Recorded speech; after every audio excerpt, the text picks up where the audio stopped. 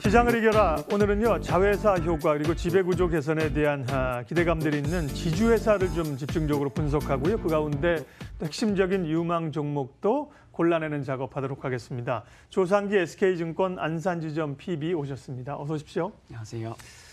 지주사를 오늘 말씀을 하시려는데, 그 이유가 어디 있는지부터 얘기를 해주세요. 네. 일단 어제 바이오, 제약 바이오주가 많이 급등을 하면서 네. 최근에 이 순환매 장세가 지속적으로 뚜렷하게 나타나고 있습니다. 경협주가 하루 오르고 나면 그 다음엔 제약 바이오주가 오르고 또 어떤 날은 2차 전지주가 오르고 이렇게 순환매 장세가 뚜렷하게 이어지고 있는데요. 그 장세 속에서 일종의 투자의 그늘막, 투자의 방어주라고 하는 이 지주사를 말씀을 드리려고 합니다.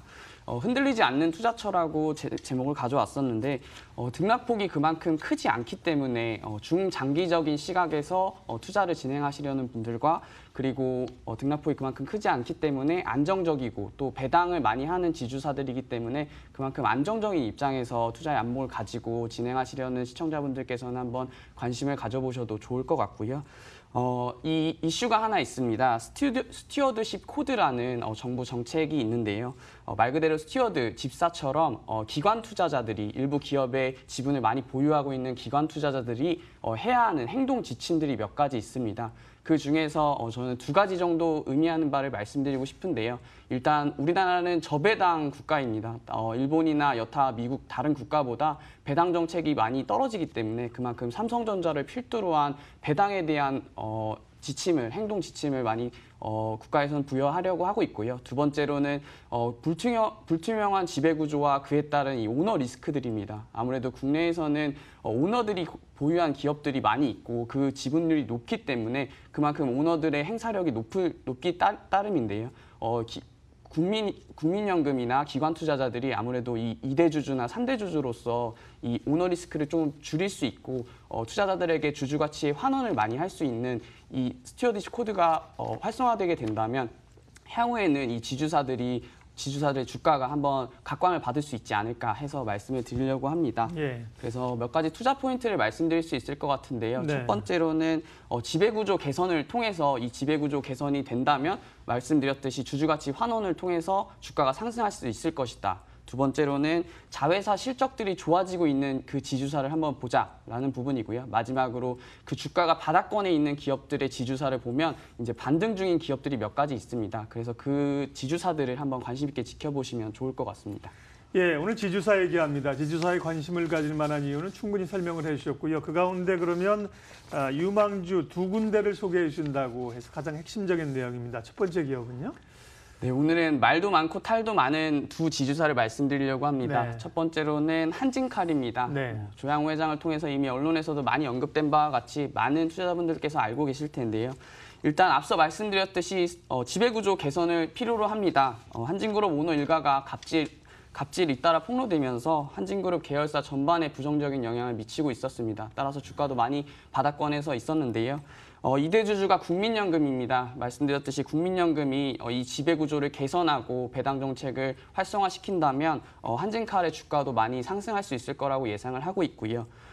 두 번째로는 실적 성장을 한번 보고 싶습니다. 차트에서 보시는 바와 같이 올해 한쪽 부분은 한진, 물류가 담당을 하고 있고요. 나머지 한쪽은 대한항공, 이 항공이 담당하고 있습니다. 이 대한항공과 한진의 실적이 상승한다면 연결로 잡히는 이 한진칼에도 긍정적인 영향을 미칠 수 있을 것으로 예상을 하고 있고요. 한진칼 자체 사업인 진에어와 칼 네트워크 또한 매출액이 증가하고 있는 현실입니다. 진에어는 올해 동남아시아와 일본을 통해서 수주를 많이 받고 있고요. 칼 네트워크 또한 작년 적자 사업부를 정리를 하면서 올해 흑자 전환을 기대하고 있습니다. 따라서 이런 실적 성장인 부분도 한진칼을 지켜볼 수 있을 것 같고요. 세 번째로는 밸류에이션 부분입니다. 밸류에이션은 한진칼의 밸류에이션은 PBR로 봤을 때 0.7배 정도로 1배 이하에서 움직이고 있습니다. 따라서 저평가 받고 있는 부분이라고 판단할 수 있을 것 같고요. 차트에서 보시는 바와 같이 17,000원, 18,000원대에서 22,000원까지 최근 한 달 동안 약 20% 정도 상승했습니다. 따라서 밸류에이션이 그만큼 매력적이었기 때문에 이 바닥권에서 주가가 그만큼 상승할 수 있을 거라고 상승했을 거라고 보고 있고요. 따라서 이 한진칼에 대해서는 목표가를 말씀을 드리면 예, 어느 정도? 목표가 26,000원 전고점 부분을 말씀을 드리고요. 예. 손절가 2만 원 제시하면서 2만 원 부분에서는 리스크 관리 말씀드리고 싶습니다. 예, 아마 지주사를 이제 방송에서 말씀하시고 또 이렇게 하시기 위해서 자료를 준비하시면서 좀 올랐을 거예요, 한진칼이. 제가 보기에 예를 들면 이제 어제 한진칼 고민하셔서 오늘 말씀하시지는 않을 건데 최근에 좀 주가가 올랐습니다. 그럼에도 불구하고 예, 지주사 가운데 첫 번째 탑픽 종목으로 한진칼 말씀하셨고요. 예, 또한 종목 기업이 있습니다. 네, 부채가 많은 기업으로 많이 알려져 있죠. 두산입니다. 두산 네. 지주사인데요. 말씀드렸듯이 또 첫 번째로는 지배구조 개선 측면에서 투자 포인트를 잡을 수 있을 것 같습니다. 얼마 전 8월이었죠. 두산 밥캣의 지분을 10% 두산중공업이 가지고 있던 부분을 매각을 했습니다. 전문가들은 이 두산 밥캣의 지분이 매각이 되면서 오버행 이슈가 있지 않을까라고 예상을 했지만 주가는 그와 반대로 지속적으로 두산 밥캣 그리고 두산의 주가가 상승하는 모습을 보이면서 투자자분들에게는 많은 관심을 일으켰었는데요. 또한 금년에는 분기 배당을 실시하게 됩니다. 참고로 오늘까지가 분기 배당 마지막 날인데요. 두산 같은 경우에는 분기별 배당을 1%씩 하면서 이익에 대한 성장에 대한 기대감을 보여주고 있고요. 두 번째로 말씀드렸듯이 실적 성장입니다. 자회사들의 실적 성장이 뚜렷이 나타나고 있는 두산인데요.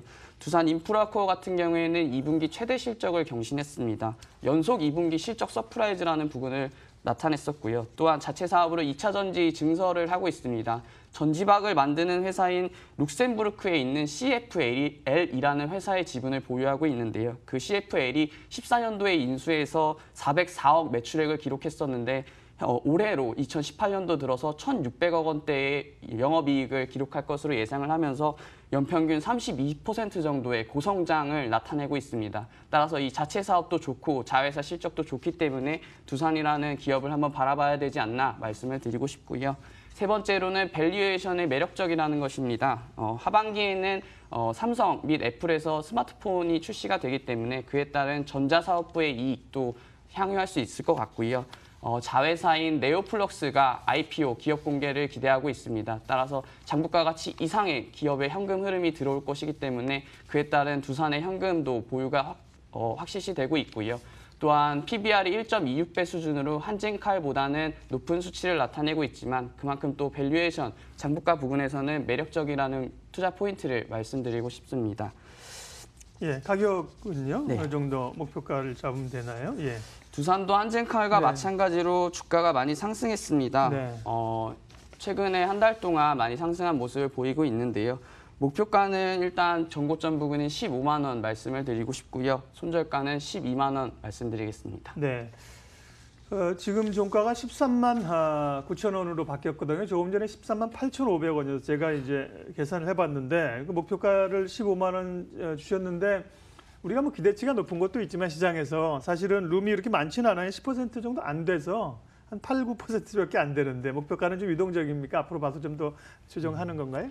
지주사 같은 네. 경우에는 하루의 변동폭이 그만큼 크지 않습니다. 그렇죠. 네. 자회사 코스닥에 상장되어 있는 네. 업체들 같은 경우에는 보셔서 아시겠지만 10%, 15% 오르는 것은 예.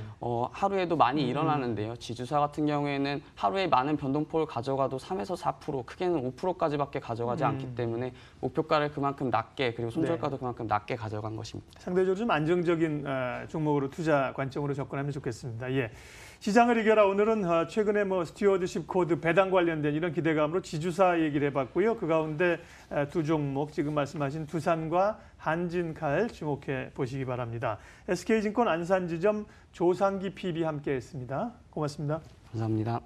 지수 한번 보고요. 마칠게요. 코스피 7포인트 상승했네요.